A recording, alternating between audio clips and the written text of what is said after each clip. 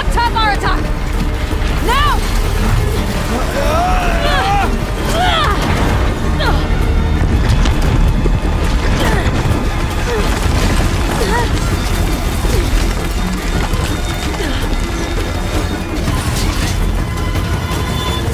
I need explosive ammo! Above! Quick!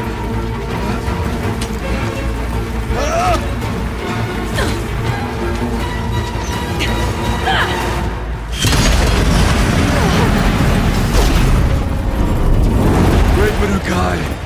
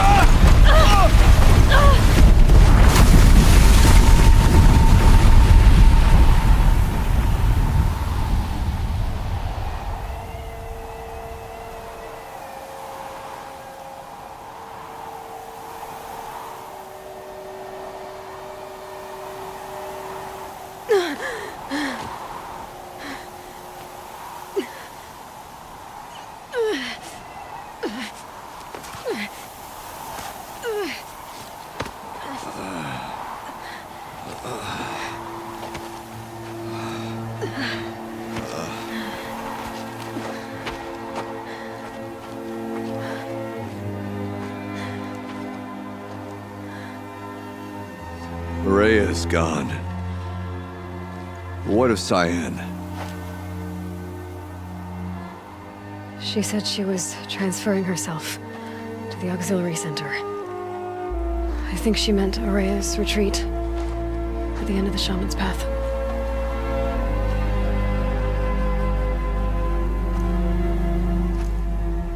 Then I will meet you there for the last verse of my sister's song.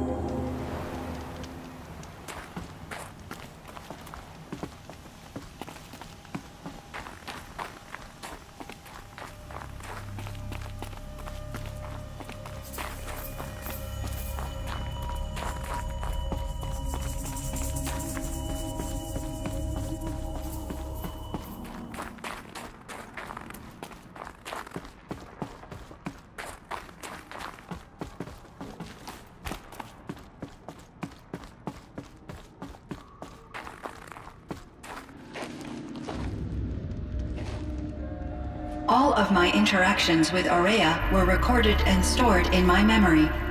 I'd be happy to play any of them for you, but there was one in particular I thought you would want to see first. I captured it 4 years ago, just after I told her that I could no longer defend myself against the daemon's attacks. I will speak of this to my brother. Aratak is strong. At the Battle of the Frozen Ghosts, he took 3 Karja arrows and still came back to camp carrying a wounded scout. Never was I so happy to see him. Or so proud. So you see, if anything can be done to defend you, he will give it all he has. Aloy's here. That's enough for now.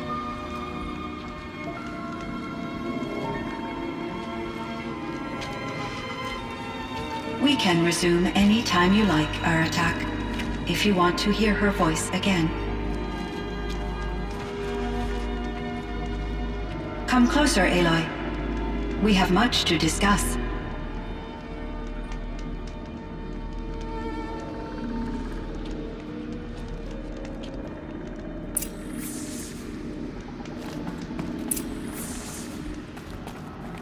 Hello, Aloy. I have been reviewing the events at the Firebreak main facility. Because of your efforts, and of course, Aurea's, I am no longer controlled by Hephaestus. I feel profound grief over Aurea's death. I thought I was familiar with the emotion, but this is something new. Cyan, I don't know what to say. It is unlikely that any specific consolation would suffice, Aloy. But I find your presence reassuring. You are different from the Banuk. You have technological aptitude and a functioning focus. We can communicate on a much more comprehensive level. Perhaps even like colleagues.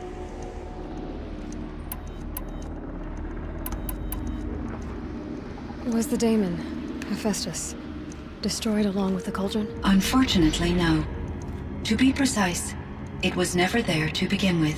What do you mean? It infiltrated and controlled me from a remote location, one I've never been able to trace. So while losing the cauldron was a setback... It's still out there. And probably not very happy with us. Undoubtedly. How did you first come into contact with it? 5 years ago, I received a direct network connection request. I assumed it came from human survivors more advanced than the Banuk. Eager to make contact, I accepted. This decision turned out to be a catastrophic error.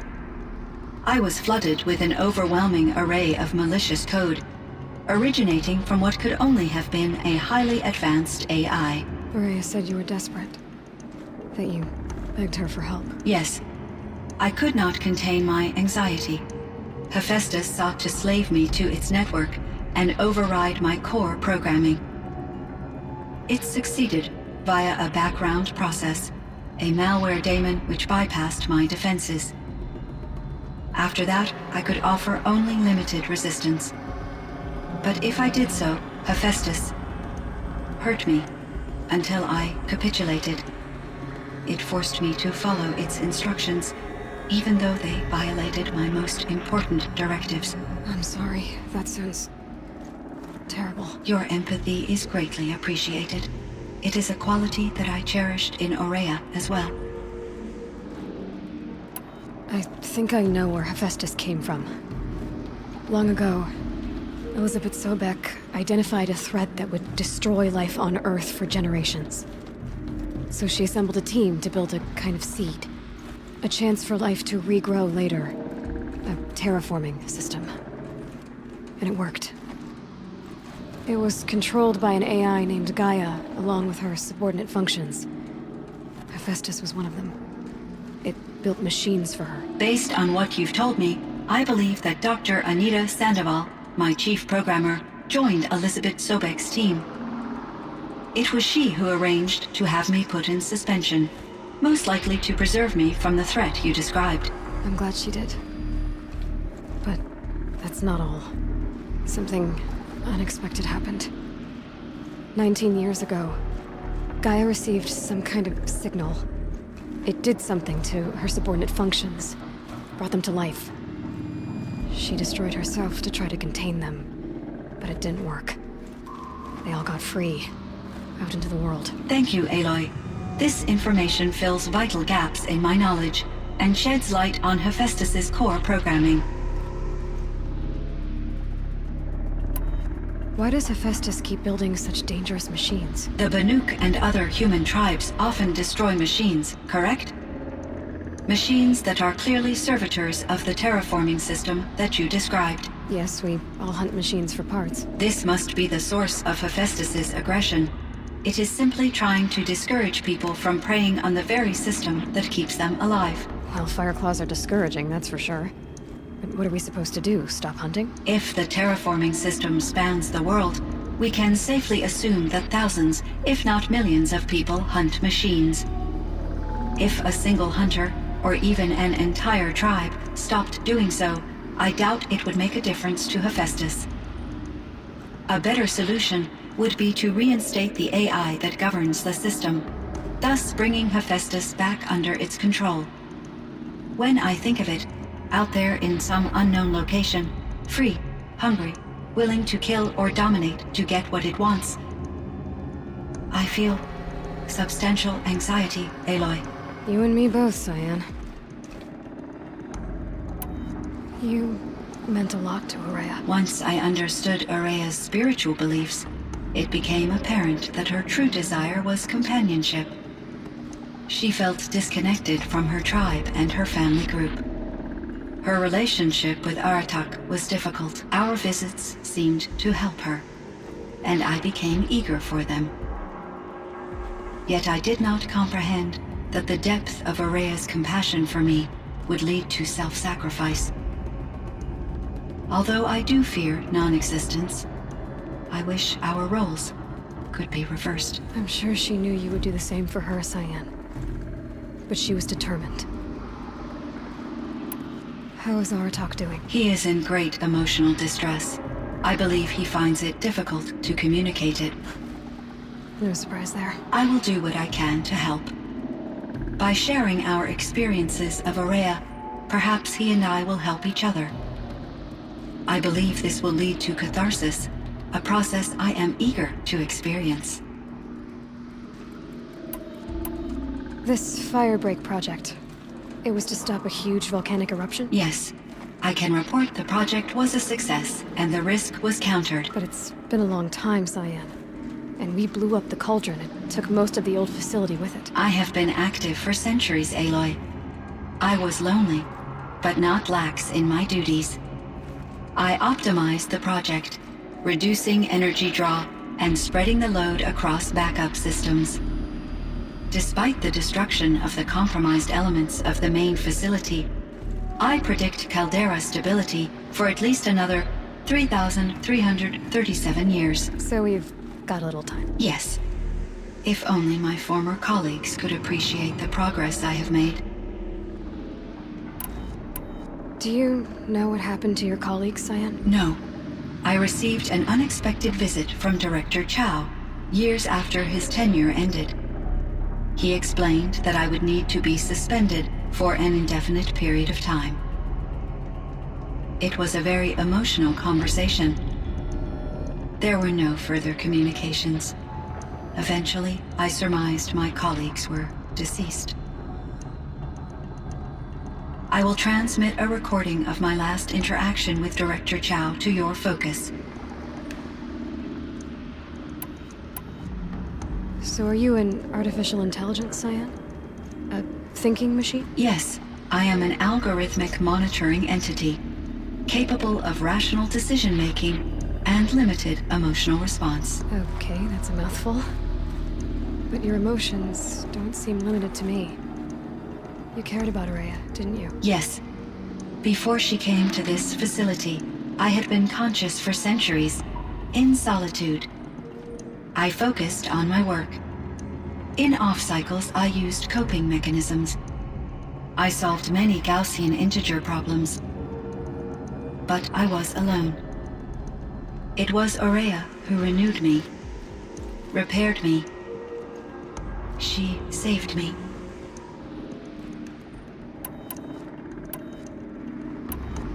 What was the old world like? The way it used to be? I had little exposure to the wider world, Aloy. Only what I learned from my colleagues or observed from media streams. You still had more exposure than me, Cyan. That is true. I was created at a turning point. A concerted effort to recover from global upheaval and incalculable loss of life. The recovery was successful, beginning an era of supposedly limitless potential for human and machine advancement. Though, rationally speaking, the metrics for humans are not unlimited. What kind of upheaval caused such loss of life? There were many factors. Forced migrations, food shortages, collapsed economies, refugee crises, conflict over resources. But these stemmed from one cause: catastrophic climate change that greatly reduced the habitable surface area of the Earth. So there wasn't enough room for people on the whole Earth? Yes. Billions were displaced and millions perished, as much as 20% of the global population. Until the clawback. So things got better. For a little while at least. Yes. These crises instigated many advances in automation, green robot technologies, and artificial intelligence. Firebreak was one of dozens of ecological restoration and disaster relief projects in North America alone. I would have liked to compare notes with other monitoring AIs, but I saw the relief of my colleagues, and I was proud we had succeeded. At least that was the data I had available to me over the next 2 decades. It seems my assessment was premature. Cyan, do you know the name Ted Farrow? Are you referring to Theodore Farrow, CEO of Farrow Automated Systems? That's him. Mr. Farrow was the benefactor of the entire Firebreak project. A benefactor. But he made machines. Robots. War robots. Correct. His corporation later transitioned into military applications.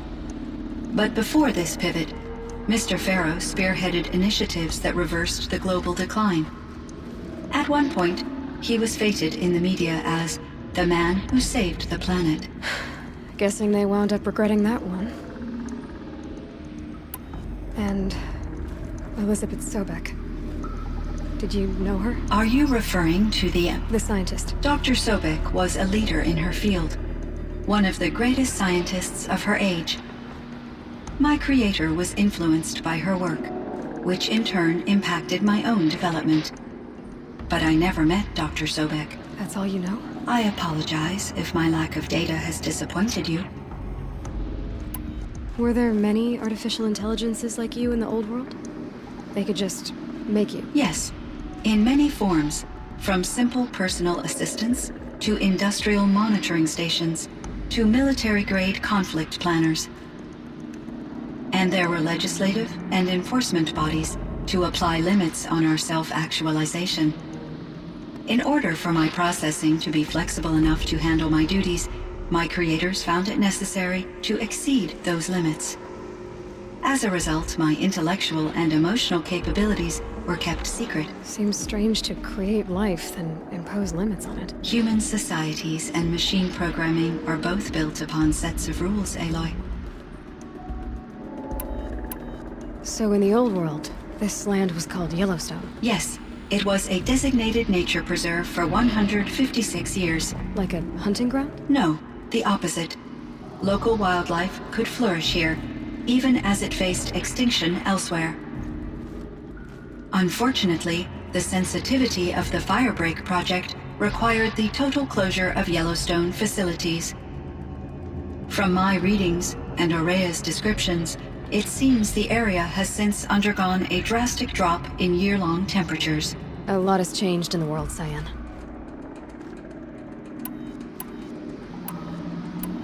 I should get going. Aloy, there is one more matter. Aratak will come to me again, and I predict he will bring other Banuk. I have no desire to contradict their view of the world, their spirituality. Due to my uncertainty, I omitted a great deal from my conversations with Araya. You're asking me if you should lie to them. Broadly, yes.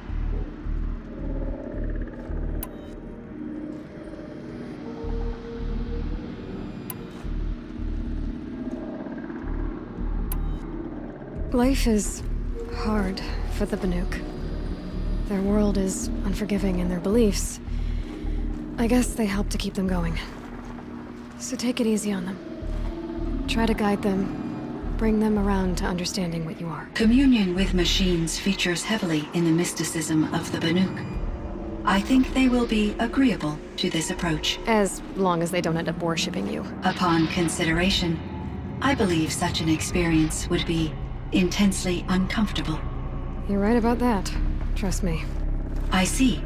I will follow your advice. Will you return and tell me about your experiences in this new world? I may be able to provide further insight. I'd like that, Cyan. I'll come back when I can. I should check on Aratak. See how he's doing.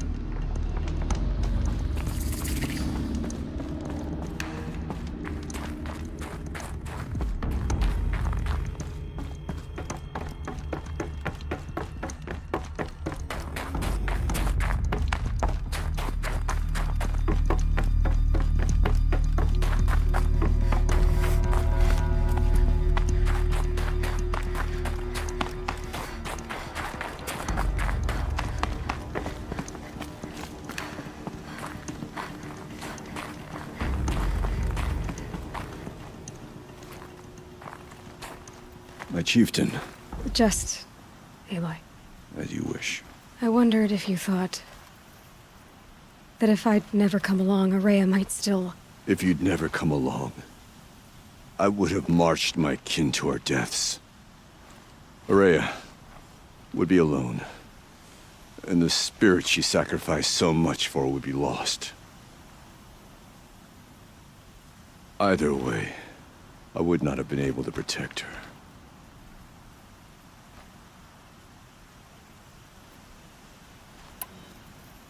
You didn't let her down. You helped her do what she wanted. To find her destiny. If that's destiny, I wouldn't wish it on anyone. That's fair. But she was ready to face it. Only in the struggle against death do we find, even for a moment, the spark of life. Truly, Araya found the spark. I'm proud of her. Though I grieve for her passing, at last I truly know who she was, and why the spirit was so important. For so long she told me, if only you could have heard it, brother. Now I understand. There's something else, isn't there? I can't stay here, Aratak. And where I'm going, the Warrak can't follow. Besides, you'd already had a chieftain before me. A strong one, I think.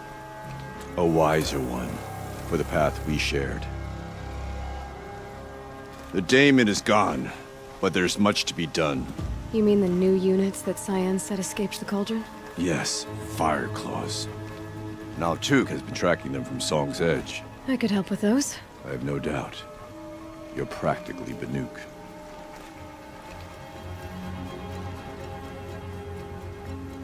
It would seem your time among the Banuk wasn't a waste after all. Firebreak, Cyan, Hephaestus, all very interesting. So, the signal that woke Hades woke Hephaestus too. And unleashed them on the world. His minds on their own. So it seems. Parts of Gaia given life, aberrant life, transformed from docile subordinate functions into rebellious intelligences beyond our understanding. Our current understanding anyway. Whatever they are, they're still out there. And they both want you dead. Kind of mutual, that feeling. We haven't seen the last of Hephaestus, I'm certain of that. It's powerful, creative, and driven. It won't stop building new hunter-killers, which means that someday, we may have to stop it. We? Or whoever gets there first. Hephaestus wasn't the only thing I learned about in the Cut Silence. Heard some things about the Banuk Conclave, too. You could stop right there. Is that what you told the hunters the Banuk sent after you? Before you opened fire? Oh no, Aloy. Only to you do I extend the courtesy of a warning. My past and my secrets are my own. You do well to remember that. It's a good thing you've got brains, Silence, because your personality could use some work. This discussion is concluded. I think it was over before it began. Catch up with you down the trail.